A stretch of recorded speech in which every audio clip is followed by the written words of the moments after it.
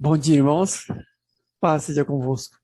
Continuando nossos estudos em escatologia, que é a doutrina das últimas coisas, enfatizando as escolas principais de escatologia que têm os seus enfoques peculiares no livro do Apocalipse.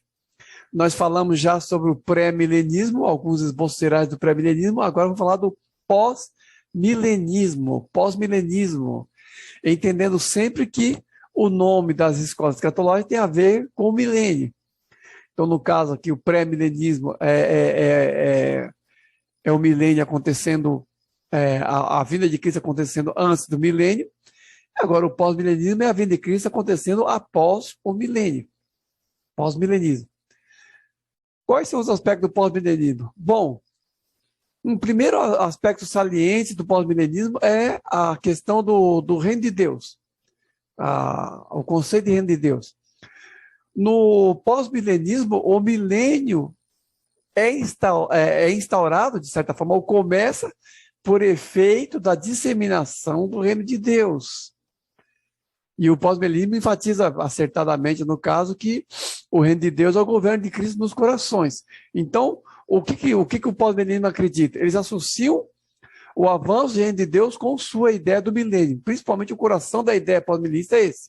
A associação do avanço do reino de Deus com o seu conceito peculiar de milênio.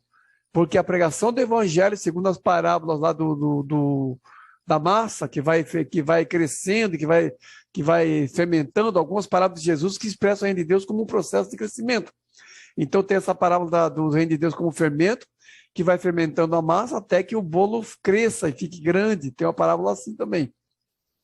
E tem uma parábola assim que fala do reino de Deus como uma pequena semente, um grão de mostarda, que vai crescendo até se tornar uma árvore frondosa. Então, baseado em passagens desse tipo, os pós-milenistas acreditam que o reino de Deus vai se expandir no mundo, que vai haver um revivamento mundial e uma transformação das condições do mundo, transformação para melhor, no caso. As coisas vão melhorar porque o evangelho vai se disseminar muito e vai haver melhoria das condições do mundo. E aí, no caso, começa o milênio. Então, quase que não se distingue aqui a noção do reino de Deus e a noção do milênio, no sentido de que o conceito de expansão do reino de Deus leva ao milênio no pós-milenismo. O milênio, então, é um período grande de domínio de Cristo nos corações, não é um reino visível de Jesus como no pré-milenismo, mas é o espalhar do reino de Deus e o governo de Cristo nos corações, melhorando as condições de vida na Terra. Assim que se vê o milênio, que não é necessariamente um período fechado de 1000 anos, mas um longo período de paz, por causa da cessação dos conflitos em escala global pelo avanço do evangelho.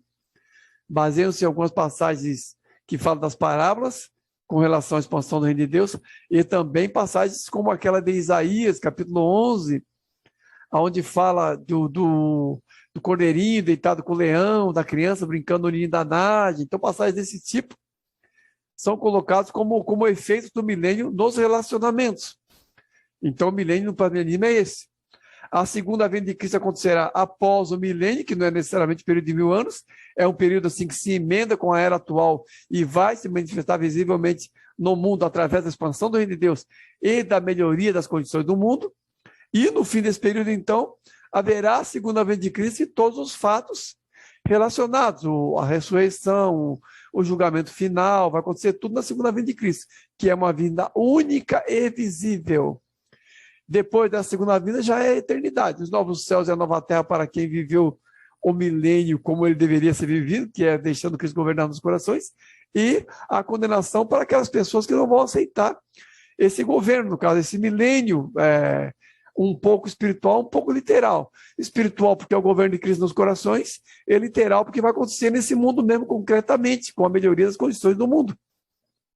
Daí depois já a eternidade, o julgamento de Satanás, dos anjos caídos, da humanidade, tudo na segunda vinda. Um evento só que passa a régua em tudo e daí para frente a eternidade. É assim que funciona, em linhas gerais, a escatologia pós-milenista. Isso de uma maneira muito resumida cada escola. Alguém da escola vai dizer, não, mas não é só isso, não, deve ter mais detalhes, mas isso aqui, obviamente, estamos focando apenas as linhas gerais de cada escola. Um pensamento, por exemplo, que é comum no pós-milenismo é o preterismo, que é o pensamento de que a grande tribulação, na verdade, se referia à destruição de Jerusalém e aos fatos relacionados à destruição de Jerusalém no ano 70 da nossa era. As profecias relacionadas ao anticristo e as profecias relacionadas à grande tribulação referem-se ao período da destruição de Jerusalém.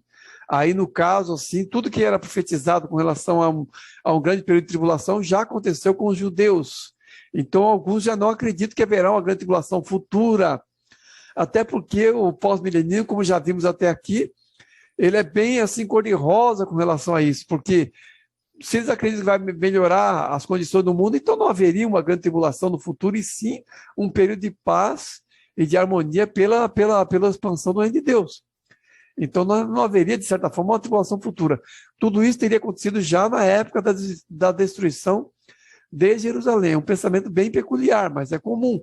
Esse é chamado de preterismo. É um pensamento que existe dentro dessa escola escatológica, pós-milenismo. Avaliando o pós-milenismo, então, quais são os aspectos positivos e negativos do pós-milenismo? Primeiro, os aspectos positivos. O conceito de reino de Deus do pós-milenismo é bem bíblico. Porque, de fato, Jesus disse, o reino de Deus não virá com visível aparência, nem dirão aqui está ou lá está, porque o reino de Deus está no meio de vós, ou dentro de vós. E Jesus falou do reino de Deus como um anúncio do evangelho e as pessoas entrando no reino de Deus, fazendo parte do reino de Deus. Então, o pós-milenismo enfatiza o reino de Deus nesse sentido, o governo de Cristo nos corações, e é de fato isso. Cristo reina nos corações, de fato. Então, essa abordagem sobre o reino de Deus é uma abordagem correta. Um outro ponto positivo é a questão da grande comissão, porque o pós-milenismo acredita que a igreja vai pregar o reino de Deus e será efetiva a pregação do reino de Deus em larga escala. Aqui, no caso, a participação e a responsabilidade da igreja em relação à pregação do evangelho do reino de Deus, que é um enfoque da grande comissão. O pós-milenismo é muito otimista em relação a isso, é fato. Mas é fato também de que a pregação do evangelho é uma tarefa da igreja e ela acontecerá. Primeiro, o evangelho do reino será pregado a todos os povos, depois virá o fim. Então, uma expansão do reino de Deus haverá sim. A questão de como eles enfatizam isso é outro ponto. Mas haverá sim uma expansão e é responsabilidade da igreja a pregação do evangelho do reino de Deus. E outra coisa também é que, uma terceira questão é que o reino de Deus no pós-milenismo tem um escopo mais amplo. É o governo de Cristo nos corações, sim, mas também é mais amplo que a igreja, no sentido assim de ser o domínio de Deus sobre todas as coisas. O reino de Deus, no conceito pós-milenismo, não se restringe apenas à igreja, apesar de ser a igreja a principal responsável, mas o reino de Deus é o governo de Deus, para além das fronteiras da igreja. Isso também eles falam acertadamente. O conceito de reino de Deus, o pós-milenismo, o conceito da grande comissão, que é a nossa responsabilidade perante o reino de Deus, e o conceito do reino de Deus em sua expansão, esses conceitos são corretos no pós-milenismo. São os aspectos positivos. Agora, quais são os aspectos negativos do pós-milenismo? Primeiro, é um otimismo exagerado, porque eles acreditam que o milênio vai vir naturalmente com a pregação e expansão do evangelho. Então as coisas vão melhorar no mundo, porque o milênio se associará com essa época e se emendará com essa época, não terá um fim assim determinado e fixo, mas se emendará com essa época através de uma disseminação em larga escala do evangelho e a melhoria das condições do mundo. Mas é um ponto de vista excessivamente otimista por aquilo que se vê nos acontecimentos atuais. O que nós vemos isso? Nós vemos que as coisas estão piorando e não melhorando. Estão piorando, não estão melhorando. Então, o pós-milenismo tem essa primeira parte aqui. Uma primeira crítica é essa, um certo polianismo bíblico, um ponto de vista muito assim, otimista, injustificadamente otimista sobre os cursos do mundo. Uma outra crítica também é a seleção de passagens. Para que o pós-milenismo acredite que as coisas vão melhorar no mundo, que o milênio virá naturalmente com a melhoria das condições do mundo, eles têm que ser muito seletivos com relação às passagens bíblicas.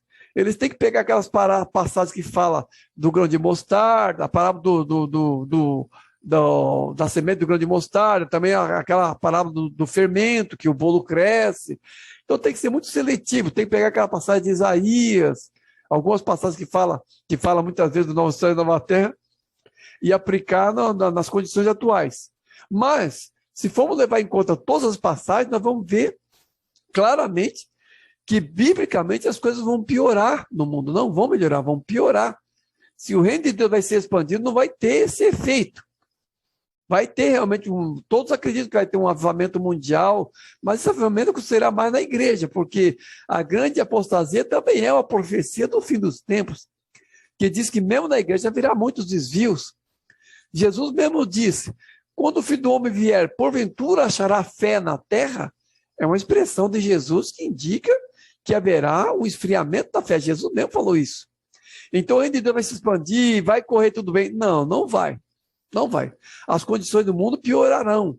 Isso está escrito lá em Mateus, no discurso de Jesus, está escrito em 2 Timóteo 3,19, que nos últimos tempos haverão tempos difíceis, e Paulo fala em 2 Tessalonicenses que haverá uma grande apostasia, um grande desvio da fé. Então, o pós-milenismo tem que ser muito seletivo com passagens bíblicas para ter uma crença desse tipo em relação ao fim dos tempos. E também um certo artificialismo, porque acaba diluindo a questão mais sobrenatural das ações de Deus, porque as coisas acontecem de uma maneira tão natural, entremeada com o curso desse mundo, que o sobrenaturalismo acaba sendo um pouco diluído no pós-milenismo. Então, esse é o escopo geral do pós-milenismo, e esses são os seus aspectos positivos e negativos. Depois, como faremos em todas as escolas, vamos colocar aí um escopo com os fatos em uma linha de sucessão histórica, porque esse resumo não diz aqui sobre a ordem dos acontecimentos, fala apenas sobre as crenças principais de cada escola e os pontos positivos e negativos. Mas também no pós-milenismo depois faremos um pequeno esboço dos fatos e como eles acontecerão numa linha histórica. Tá bom? Deus abençoe os irmãos. Bom dia, irmãos. Paz seja convosco. Continuando então nossos esboços escatológicos, os aspectos principais, resumidamente, das principais escolas escatológicas. Vamos falar agora do pós-milenismo. Pós-milenismo. E colocando também em uma linha de sucessão de fatos como os pós-milenistas enfocam os fatos dos fins dos tempos. Então, aqui, no primeiro momento, aqui, temos essa linha aqui divisória, essa linha horizontal, demarcando o período anterior do Antigo Testamento e o começo do Evangelho, ou a obra da cruz. E até aqui para frente, a era da igreja, é onde nós estamos agora, a era da igreja. Então, o que o pós-milenismo acredita? Que estamos aqui nesse período agora. O pós-milenismo vê o milênio nesse período da igreja. O pós-milenismo não vê o milênio acontecendo com a segunda vinda de Cristo, mas é antes da segunda vinda de Cristo. Antes da segunda vinda de Cristo. O que é o milênio para o pós-milenismo? O milênio pós-milenismo é o efeito da pregação do Evangelho e a expansão do reino de Deus, que faz com que haja melhoria no mundo. E aí o mundo entra numa fase de paz, se crê geralmente no milênio literal, né? que vai ser uma fase de progresso, as condições vão melhorar no mundo e tudo mais. Quando vai acontecer isso? Não há um início definido, porque vai acontecer nessa mesma linha histórica que estamos agora. Em um crescendo de pregação do Evangelho, muitas pessoas se convertendo e as condições do mundo melhorando. É assim que eles veem o milênio, de uma maneira espiritual, no sentido de ser o governo de Cristo nos corações, mas também de uma maneira visível, literal, um aspecto literal, é que vai acontecer nesse período e será sentido os seus efeitos no mundo. É assim que eles veem o milênio. Expansão do reino de Deus. Então, eles pegam aquelas parábolas, por exemplo, que falam assim, do grão de mostarda, por exemplo, que fala que é uma semente pequena, depois se torna uma árvore grande, ou então aquela parábola do fermento, que leveda a massa inteira e toda a massa fica levedada, e vê nisso uma expansão do reino de Deus no mundo, culminando com um milênio, que é uma melhoria no mundo, não necessariamente 1000 anos literais, mas um grande período de melhoria no mundo. É assim que eles veem o milênio. Esse milênio terminará quando? Esse governo de Cristo no mundo. Jesus não estará presente fisicamente aqui, mas estará reinando nos corações e o mundo melhorará. Quando acaba isso? Na segunda vinda de Cristo. É por isso, inclusive, que é chamado de pós-milenismo, porque A vinda de Cristo, no caso, é pós-milênio, ou depois do milênio. Assim como o pré-milenismo, no caso, era antes do milênio. Então, a segunda vinda de Cristo será única e visível no pós-milenismo. E trará todos os fatos escatológicos consigo. Agora, na escola pré-milenista, ou mesmo na milenista, nós vamos ver depois, os fatos relacionados à grande tribulação e à revelação do anticristo acontecem aqui perto do fim dos tempos. No pós-milenismo é comum um ponto de vista chamado preterismo, que coloca os fatos relacionados à grande tribulação e ao anticristo como se cumprindo em 70 depois de Cristo, ou no período da destruição de Jerusalém. É por isso que eles têm esse ponto de vista de melhoria no mundo. Porque como haveria para uma grande tribulação uma pioria se o Deus vai se espalhar?